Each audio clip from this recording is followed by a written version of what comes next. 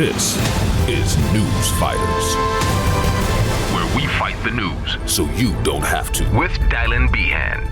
Yes, hello fighters. Welcome to episode 113 of Newsfighters. Lucky 113 for Friday the 7th of October 2022. Newsfighters, we're single sail the Mediterranean on a luxury cruise ship looking for love. I'm your host Dylan Behan, the real love boat captain of news comedy. Now this week I'm going to do a deep dive on our new Prime Minister, Anthony Albanese. And this episode was originally meant to come out around the anniversary of his 100th day in office back in August. But we got a little bit distracted around here when a certain former Prime Minister decided to steal a whole bunch of ministries, and then a certain monarch had to go and die, not naming names, Elizabeth. So today we're going to release this episode on Anthony Albanese's 137th day in office, which I'm sure Albo is fine with because you and I know he's not very good with numbers. National unemployment rate at the moment is, I think it's 5.4. Sorry.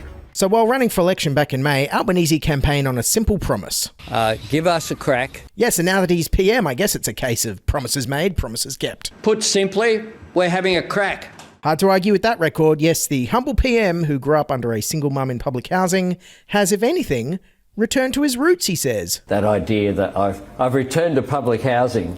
But yes, and just like everyone else in public housing, he only had to wait 26 years to get into it. And on Labor's not that surprising election victory, booted out PM Scott Morrison had this reflection. Of course I'm disappointed by the result. As Barnaby said to me the other day, sometimes people like to change the curtains because they just like to change the curtains.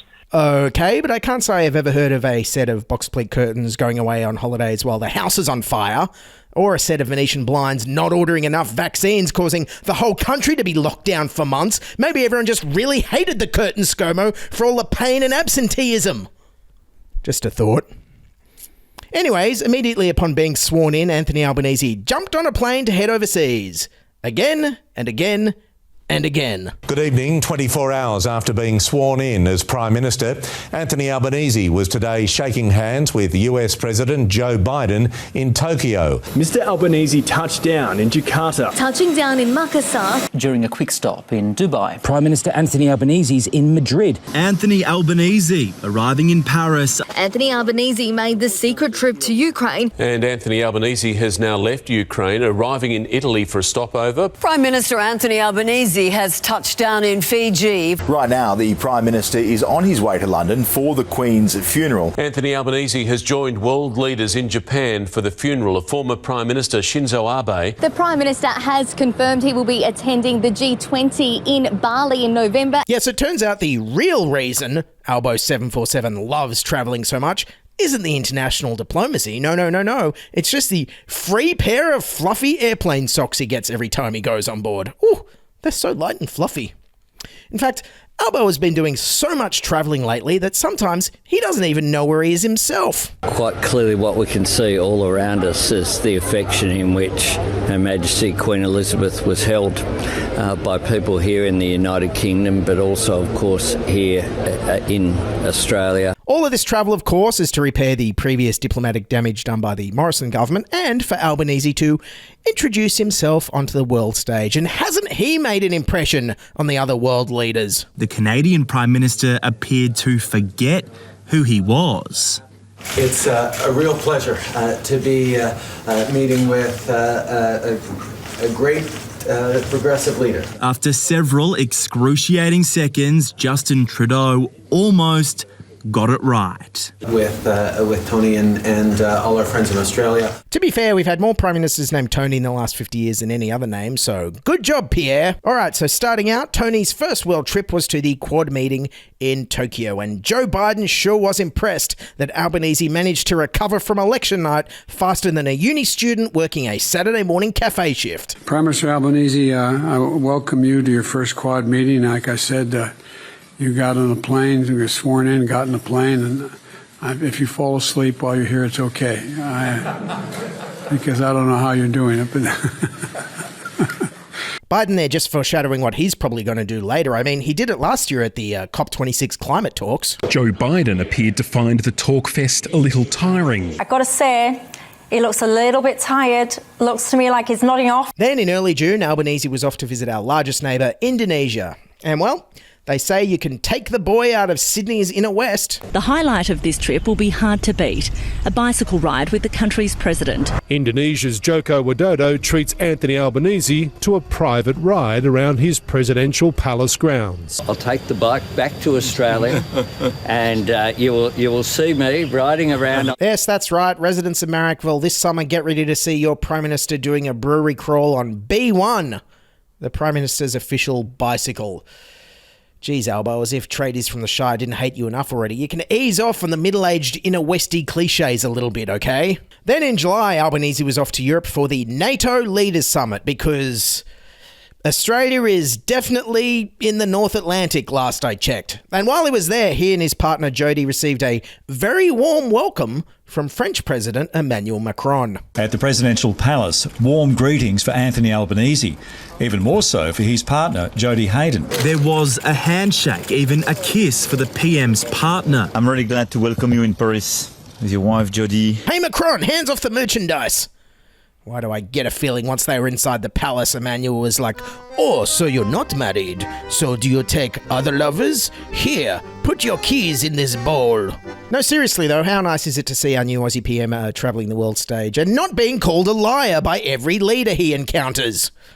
I'm not sure I'm ever going to get used to this post-Morrison world. Mind you, if you want to know one reason why the French are our new best friends, well, there's actually about 830 million reasons. The federal government has announced $830 million will be spent in compensation to shipbuilder Novell Group, putting an end to the dispute over the $90 billion French submarine contract. The Prime Minister, Anthony Albanese, is now hoping the announcement of compensation will patch up the relationship with France. Yeah, give me $830 million. I'll try and make out with your girlfriend at the palace too. Also, while in Europe, Albanese made a surprise quick trip to Ukraine. Anthony Albanese has now seen firsthand the devastation in war-torn Ukraine. Before meeting the president, the PM visited towns devastated by the Russian military. Here we have what's clearly a residential building. You see the use of tanks, missiles, heavy artillery being used in a civilian area. But you and I know that Albo, being a landlord from Sydney's inner west, he spent the whole trip around Ukraine looking at bombed out houses going, how much do they want for that? In Petersham, that would be 2.1 million. I'll offer them 1.6, no higher. Also, while meeting President Zelensky, Albanese pledged Australia's unconditional support for Ukraine. To a point.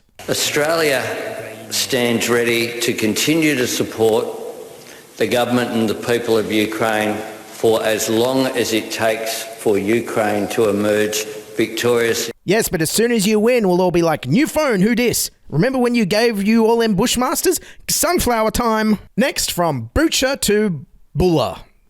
Good segue. A week after getting back from Europe, Albo was again flying off, this time to Fiji for the first Pacific Islands Forum in 3 years. All smiles in Suva. Emerging from an all-day meeting behind closed doors, Anthony Albanese had managed to win the support of all leaders. Wrapping up a forum where good neighbours became good friends. Prime Minister taking his place among Pacific power brokers, presenting a picture of unity. And he received a very warm welcome from the Solomon Islands PM, who said he needed a hug as Anthony Albanese greeted him with open arms. Again, what is going on? An Australian PM being welcomed and hugged at a meeting of Pacific leaders? I don't know what to make of this.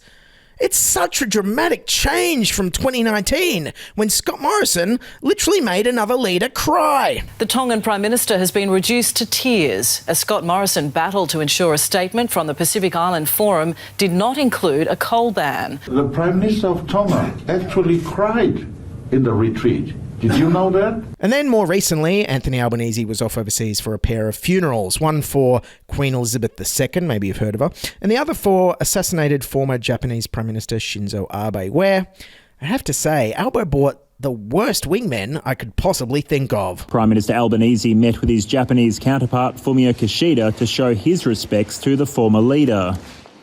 So too did the former PMs John Howard, Tony Abbott and Malcolm Turnbull. Wow, the cast for the next Hangover sequel looks awful. Why did Albo bring Tony Abbott, John Howard and Malcolm Turnbull? Was he hoping they'd get assassinated too? Geez, imagine if someone you knew brought Tony Abbott along to a funeral. You know he wouldn't be very good at the consoling. shit happens. Anyways, it's no surprise that some have been critical of Albanese's hectic travel schedule, especially given he was still in Europe while New South Wales was suffering from one of its 3 worst floods this year. There has been some criticism from some within the opposition, namely the Shadow Treasurer, Angus Taylor, who suggested that the Prime Minister is more concerned about his reputation on the world stage. PM's more concerned about his reputation on the global stage than making a call like that and making sure people in New South Wales have a place to sleep. Yes, and those remarks made Anthony Albanese the angriest I've ever seen him. I was fulfilling a responsibility that I believe that I had of travelling to Ukraine. To compare that with a holiday is, I just find, beyond contempt, frankly. And it says a lot about the people who made those comments. Those people might like to say which of the events that I've attended on behalf of Australia that I shouldn't have attended. I have not had a day off for a very long period of time. Whoa, that's like Mike Tyson biting off an ear level of anger from Anthony Albanese there. Calm down, mate. Anyways, just because Albo hasn't had a whole day off doesn't mean he hasn't been going out at night. Prime Minister Anthony Albanese has channelled his inner Bob Hawke, sculling a beer at a Gang of Youths concert in Sydney's Inner West overnight. The Prime Minister was egged on by the crowd at the Gang of Youths concert at Sydney's Enmore Theatre, and with all that encouragement, he finished off the glass and brought the house down. Look, I love how everyone in the media pretended how they knew who Gang of Youths were when this happened. I'm different. I'm not going to pretend. Sure, I've heard of them. I can't name you a single song, though. I'm not a fan. I'm having real difficulty dealing with this situation. We've got a Prime Minister who goes to more gigs than I do. A Prime Minister who knows more about Aussie rock music at the moment than I do. How is it that I'm more middle-aged than our 59-year-old Prime Minister? When did this happen? Anyways, moving on, and one of Albanese's biggest policy pushes so far this term has surrounded selling the voice. No, I don't mean the crappy reality singing show, though I wish someone would sell that off. No, I mean Albanese is trying to enshrine in our constitution an Indigenous voice to Parliament, an advisory body via a referendum. And look how good Albo is at selling us this constitutional change. What we were of the view is that yes, there's always a risk. But there's also a very clear non-risk and certainty if you don't have a referendum. Because if you don't have a referendum, by definition, you will not advance and it will not succeed. And that requires a risk, but I believe in reality it's either an opportunity to succeed versus a certainty of not succeeding. Well, I have to say, that's going to fit really well on a bumper sticker. Good job, Albo. Anyways, it's probably come as no surprise that the PM needed a bit of celebrity help when it came to selling this issue. He's one of the world's most famous NBA stars of all time, and today Shaquille O'Neal delivered a surprise boost to the campaign for an Indigenous voice to Parliament. And here he is. Hey, how are you? How you going? Good to see you. Hello, Australia. Nice to see you. Yes, it's a Shaq attack on amending the Constitution. My favourite part of Shaq crashing the PM's press conference was after he left and all the other journalists were like, go away, Albo, you're boring. Bring back Shaq. Is there any opportunity to ask Shaq any questions? No, no. Turns out Shaq wasn't the only American celebrity who wanted to hang out with Albo recently. A light moment for the PM Anthony Albanese during a radio interview in Brisbane, with the rapper Fat Man Scoop coming to an agreement with him to DJ for him in November. I know you DJ, and I'll tell you what you need to do, and then you just come on the stage. Fat Man Scoop, Albo, Fat Man Scoop, Albo, whatever I say, y'all gotta do, you're gonna be fine. Sir, whatever you gotta do, talk to your people and let your people talk to my people. I'll talk to my people, and then we can talk to your people. You've got my number now, too. Right. Now, I don't know about you, but I'm not reassured by the fact that somehow Fat Man Scoop has the phone number of our current sitting Prime Minister. God help us if Albo misses a phone call from Joe Biden warning us about an impending Russian nuclear attack because DJ Albo wants some Serato shortcut tips from Fat Man Scoop. And of course, it turns out nuclear disaster isn't the only impending world crisis Albanese is facing. He's also trying to fight climate change. What's the Australia you dream of? One where we have a clean energy future where we're dealing with the challenge of climate change. We will act in recognition that climate change is the main economic and security challenge for the island countries of the Pacific. And of course, we all know the best way to fight climate change is by approving more oil and gas exploration. Well, the federal government has been accused of hypocrisy over a decision to release thousands of square kilometres of offshore waters for oil and gas exploration. The federal government today approved 10 new offshore drilling sites around Australia, which they say is vital for meeting the country's energy needs. People still put petrol in their cars at the moment. I don't know how you got to the press conference, but chances are it was in a car. Am I right? Geez, Albo, good thing you didn't talk like that at the Pacific Leaders Forum. You would have made someone cry. And now to arguably the biggest issue facing everyone domestically at the moment, the economy. And ahead of the October 25 budget, the Albanese government has let it slip that they found a little bit of extra money down the back of the couch. The Treasurer announcing a $50 billion windfall thanks to more revenue from higher commodity prices and lower than predicted COVID payments. $50 billion. Wow, Albo was carrying around a lot of those $1 coins on the campaign trail, wasn't he? Yes, so of course, with the COVID disaster payment costing far less than expected, Anthony Albanese immediately axed it. Mandatory COVID isolation to end, but so too pandemic payments. The support for people without sick leave will also end next month for everyone but high-risk workers. Well, that's certainly disappointing news for the third of all Australian workers without any paid sick leave entitlements. Bad news, guys. You're all expected to go to work sick now. Just ask this restaurant owner. For people like Luke Mangan, it means he can staff his restaurants properly. The whole change will be certainty, and certainty that we've got staff coming to work. Yes, staff coming to work sick with COVID. Oh, great. Remind me not to order the snottuccino at his establishment, or the phlegm flat white, or the dirty chai latte that's dirty with COVID. They can't all be winners. Yes, going back to work sick is so ingrained in our soldier-on culture here in Australia that Anthony Albanese is even going to appear in a new government advertising campaign encouraging everyone to go to work sick. Cold. Ooh. COVID. And there's people depending on you. Soldier on, soldier on, soldier on with COVID. Soldier on, soldier on, soldier on with COVID. Soldier on, soldier on. No, seriously though, on a personal note, as someone who usually works as a freelancer without paid sick leave, the pandemic era was the first time that any form of paid sick leave was ever accessible to someone with a job like mine. And psychologically, that was great. It meant for the first time ever in my career, I felt like I was allowed to stay home if I was sick. And it's sad that that era is over now. You know, we all are going to feel the pressure to go to work sick and under the weather because we don't want to miss deadlines and we don't want to let the team down. Sure, we'll infect the team with COVID and the flu, but we don't want to let them down. We got to go to work. And I'll tell you who one person who wasn't let down was the man who pushed for this change, New South Wales Premier Dominic Perrottet. Great outcome. I think it's a momentous day for Australia and obviously for the people of New South Wales. Always held the view that we need to get to a point where if you're sick, you stay at home. If you're well, you go out and about and enjoy life. If you're sick, you stay at home.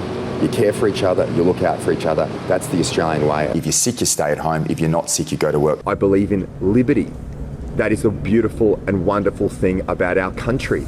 Liberty, freedom, that's what makes our country great. Yes, thanks, Dom. Tell me again how Liberty pays the rent of someone who's coughing up blood with COVID at home. Look, I'm not against the mandatory isolation period ending. I think we are probably at a point in the pandemic where if someone tests positive but feels 100% and is asymptomatic, they should probably be allowed to go about their life. But if you're an insecure worker without sick leave and you're bedridden with an illness, you should still be able to pay your rent and bills, right? Opposition leader Anthony Albanese from 2020. No one should be put in a situation of looking after their family or looking after their health. Geez, I wish opposition leader Anthony Albanese would tell that to Prime Minister Anthony Albanese. What's the incentive then for a casual worker to stay at home when they're sick if they risk not getting any money? The flu has existed and health issues have existed for a long period of time, and the government hasn't always stepped in to pay people's wages. It isn't sustainable for government to pay people's wages forever. All right, maybe I agree with that point, Albo, but look, you're the government. You can make laws so that all employees and workers, not just the full-time permanent ones, can get some form of paid sick leave from their employers, and nobody has to take a vomit bucket to work. Is that too much to ask?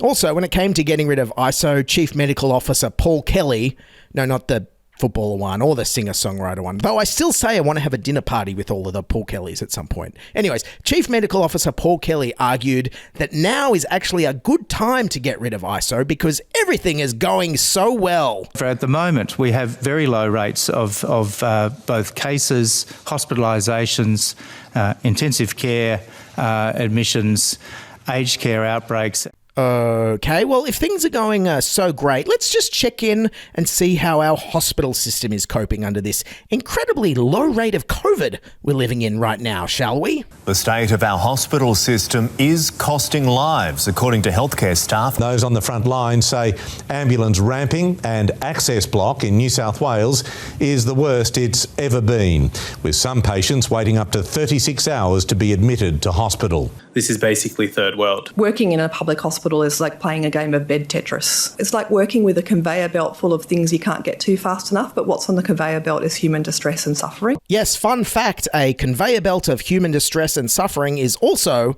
the plot synopsis for the next Jordan Peele horror movie. Yes, the ramping crisis, which is where ambulances are backed up and can't admit patients, is so bad in New South Wales right now that the list of affected hospitals has to be set to music. The union today listed off the number of hospitals where ramping is a serious problem today. Shoalhaven, Wollongong, Sutherland, St George, Campbelltown, Liverpool, Blacktown, Nepean, Westmead, Wyong, Gosford. I've been everywhere, man.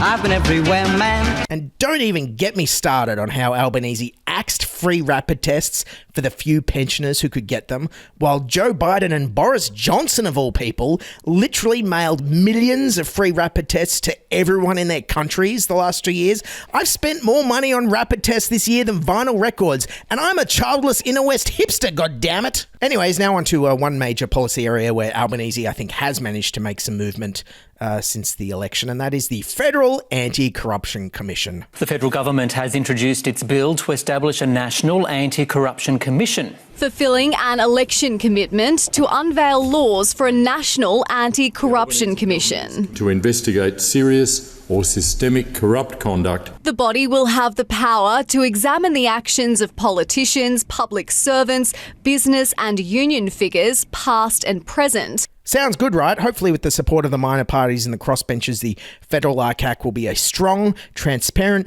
commission. No, just kidding. Albanese's thrown the crossbenchers under the bus and watered it down to do a deal with Peter Dutton. Peter Dutton all but confirming the coalition will swing behind the government's proposed National Anti-Corruption Commission. The coalition supports a very strong model. The government poised to clinch coalition support after agreeing to restrict the commission's public hearings. The default position is that hearings will be held in private. I think the government's got that right. Yes, that's right. If you ask me, installing a federal ICAC that the Liberals are happy with is a little bit like installing a home security system that's been approved by the House Robbers Association of Australia. Anyway, speaking of new opposition leader Peter Dutton, how's he panning out now that Labor's been in power for about 4 months? Support for the coalition has plummeted to its equal lowest on record, according to the latest news poll. Anthony Albanese holds a commanding lead as preferred Prime Minister over Peter Dutton, who sits at just 15%. Yes, that's right. 15% of people say Peter Dutton is their preferred PM. That seems a little bit high to me. What's the margin of error on that poll? 15%? That seems about right. Anyways, this probably means that Albanese was wrong when he said this about Dutton in Parliament. I wish him well as Leader of the Opposition. I hope he stays there for a very, very long time. Not bloody likely at this rate. I think Peter Dutton and Brendan Nelson are going to have a lot in common soon. Anyways, in conclusion, I think we're very slowly getting reacquainted with what living under a Labor government looks like. Look, the endless rage, anger, hopelessness and despair of living under the coalition might be gone, but get ready for it to be replaced with years and years of non-stop disappointment. The only non-disappointing bit being where the Prime Minister sculls a beer at a rock gig. Or as Anthony Albanese calls these policy settings. Put simply, we're having a crack. Alrighty, that's Newsfighters for today. Thanks for listening. A quick shout out to everyone who's contributed to my GoFundMe to buy us a new hard drive. Now, because of the Queen's death and the election this year, my big ass hard drive is full and I need to buy a 12 terabyte hard drive so I can keep storing the news. I've almost met the goal. If you feel like kicking a few dollars in so I can keep storing the news for posterity's sake and to keep making Newsfighters, the GoFundMe link is on all our social media and it's in the show notes. I need to buy this hard drive so I can keep the show going. And a big thank you to everyone who's pitched in. I'm almost there. I can taste the wacky clips already. Anyways, Newsfighters, as always, is written, produced, and edited by me, Dylan Behan, for Sans Pants Radio. Follow me on Twitter at Diabolical or email me, dylan@newsfighters.com. And don't forget to subscribe to us on YouTube at youtube.com/newsfighters or on your podcasting app of choice. Also follow us on Twitter and Instagram at NewsFightersPod. And we've just released an amazing, huge September bonus episode. Is 100 or so wacky clips, hilarious ones that didn't make it in the show in the last couple of months. It's like Cheap Seats, but cheaper, to be honest. So yeah, it's all video. It's a video link for all our Patreon members. $6 a month, you can access the huge September bonus episode. It's like a full regular episode. I'm really quite proud of it. It's at patreon.com/newsfighters. Jump on there to watch the video of the bonus episode. Also, you can buy me a coffee at buymeacoffee.com/newsfighters. Or if you don't want fees, there's a link to my Ko-fi Buy Me a Coffee non-fee version in the show notes.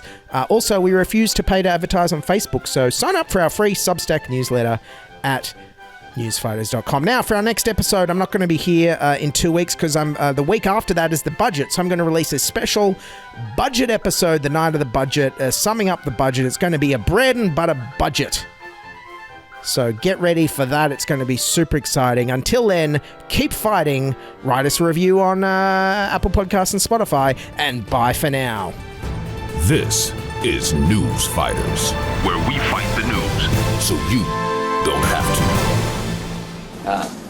No, no.